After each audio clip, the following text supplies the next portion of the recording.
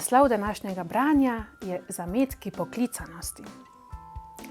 Janezek seveda, tako kot vsi mi, hodi v šolo, a osnovna šola je v njegovem času trajala samo 4 leta.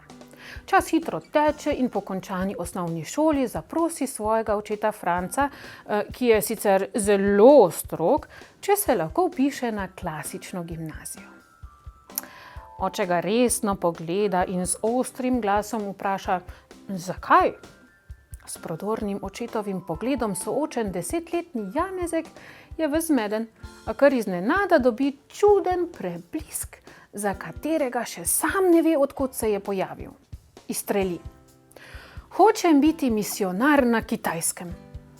Kaj pa klatiš, ti mlečnozobec, mu zabrusi oče. A na gimnazijo ga vendarle pusti. Srednja šola traja celih 8 let. Najprej obiskuje klasično gimnazijo v Škofovih zavodih v Šentvidu, nato pa še v Ljubljani. Je resen in marljiv dijak, pa tudi zelo odprte glave. Marsikdo zato pomisli, da bo po končani srednji šoli šel v bogoslovje in postal duhovnik. Tudi sam o tem veliko razmišlja. A Bog je imel z njim drugačne načrte. V Janezu namreč že gori neustavljiva želja, da bi zdravil človeška telesa. Odloči se. Postal bo zdravnik, in to kirurg.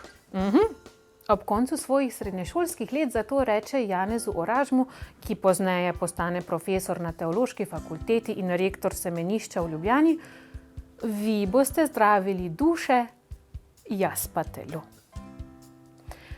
Zato, da boš lahko kaj postal in pomagal drugim, se moraš učiti.